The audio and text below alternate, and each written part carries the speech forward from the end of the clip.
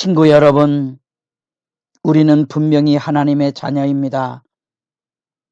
그것은 단지 시작일 뿐입니다.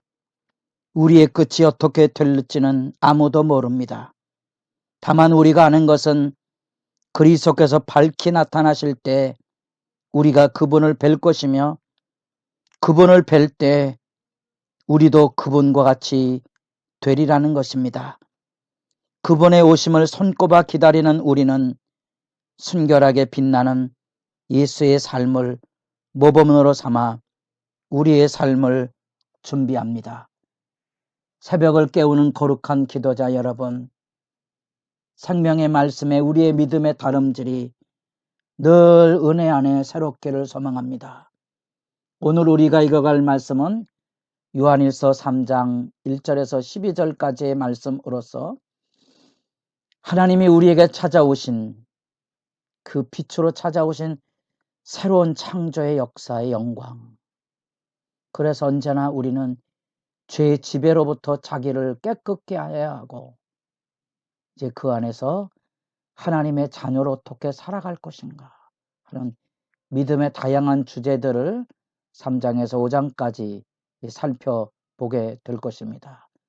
그 처음은 우리가 2장 28절에서부터 시작이 된 우리 주님 다시 오심에 대한 그런 이야기로부터 시작이 됩니다. 2장 28절입니다. 자녀들아 이제 그의 안에 거하라.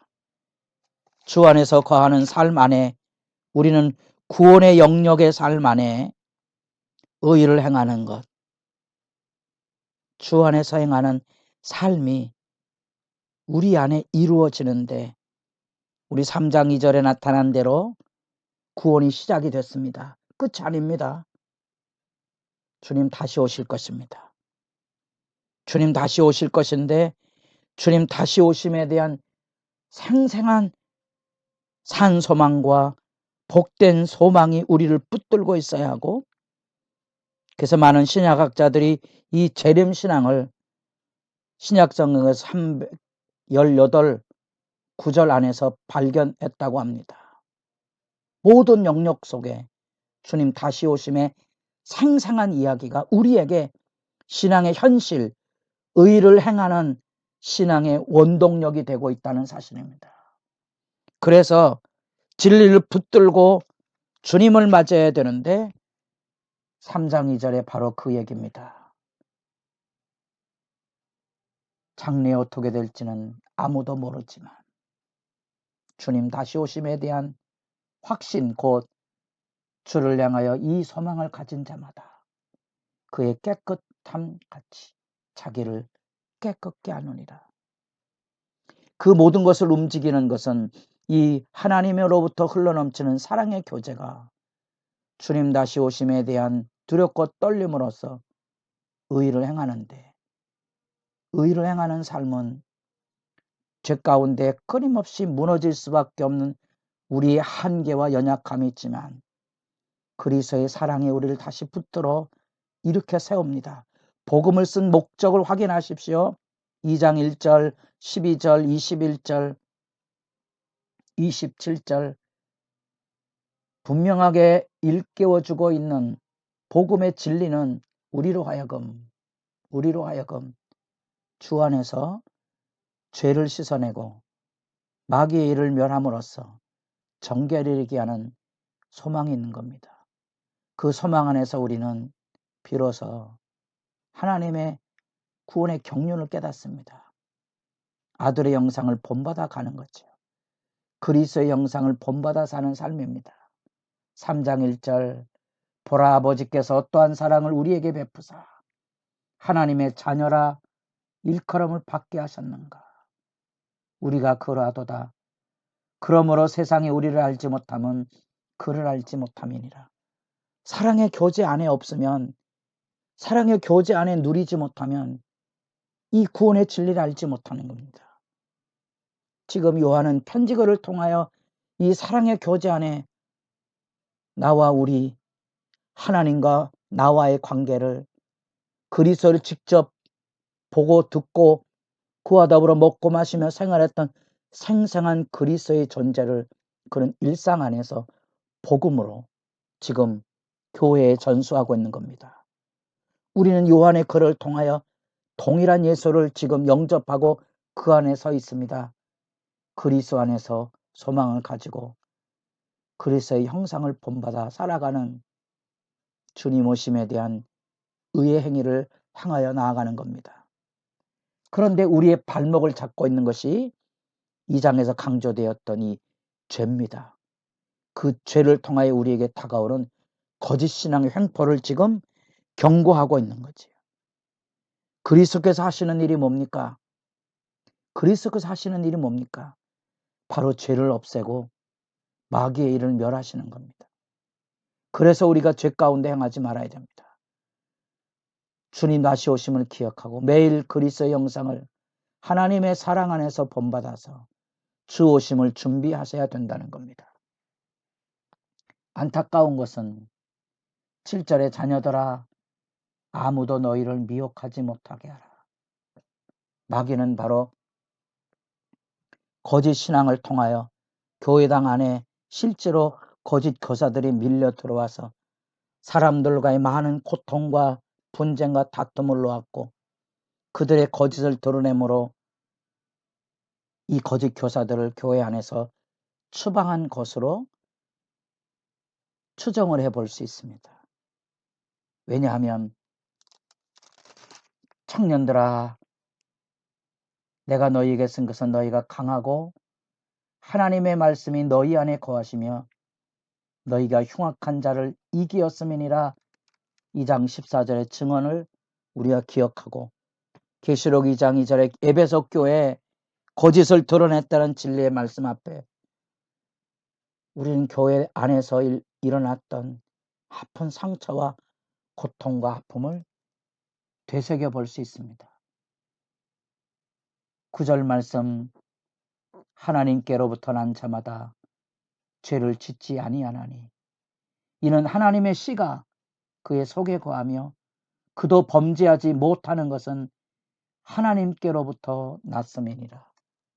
편지를 쓴 목적이 뭐라 그랬습니까? 죄를 범하지 아니하게 하는 겁니다. 다시 말하면 우리는 죄를 범하지 않는 완전한 사람이 아니고 날마다의 완전함으로 일어서는 겁니다. 그게 복음입니다. 그것이 그리스도의 사랑의 교제 안에 있어야 될 분명한 이유입니다. 끊임없이 죄를 씻어내고 세상과 세상의 것을 사랑하지 않으므로 자기를 지켜가는 의로운 행함, 주 안에서 거하는 삶이 바로 우리로 하여금 이 말씀 앞에 서게 하는 겁니다. 하나님께로부터 난 자마다 죄를 짓지 아니한다. 여러분 안에 이 담대함과 자유함이 있기를 소원합니다. 우리가 교회 안에 있다고 해서 의로운 존재가 되는 게 아닙니다. 저처럼 설교하는 목사라고 죄를 짓지 아니하는 게 아닙니다. 제가 늘 얘기합니다. 내 안에 상수도와 하수도가 있다. 얼마나 빨리 자기를 씻어내느냐, 그 정결함에 이르느냐가 중요합니다. 악의 더러운 거품들이 마음과 몸 안에 찌들지 않기를 소망합니다. 여러분, 진정한 죄사함의 자유의 복됨이 있기를 바라고요. 속지 마셔야 됩니다. 미혹되지 말아야 됩니다. 이러므로 하나님의 자녀들과 마귀의 자녀들이 드러나나니 무릇 의를 행하지 아니하는 자나 또는 그 형제를 사랑하지 아니하는 자는 하나님께 속하지 아니하니라. 기억하십시오. 섬뜩 일어서야 됩니다. 사랑이 없으면 마귀의 무릎 꿇고 있는 초라한 몰골의 자신을 지켜보시고 정신을 차리고 깨어 일어서야 됩니다. 하나님 앞에 거해야 됩니다. 그래서 11절 우리는 서로 사랑할지니 이는 너희가 처음부터 들은 소식이라. 그리스도의 사랑으로 날마다의 회복이 있어야 되고요. 여러분의 기도가 힘있기를 진실로 소망합니다. 그리고 가인의 이야기로 대조합니다. 자기 마음에 들지 않는다고 예배 문제를 가지고 동생을 때려 죽이는 참상의 모습을 여러분, 제가 늘 경고한 대로 교회당 안에서 자행하지 않기로 결단하십시오. 다른 방법은 없습니다.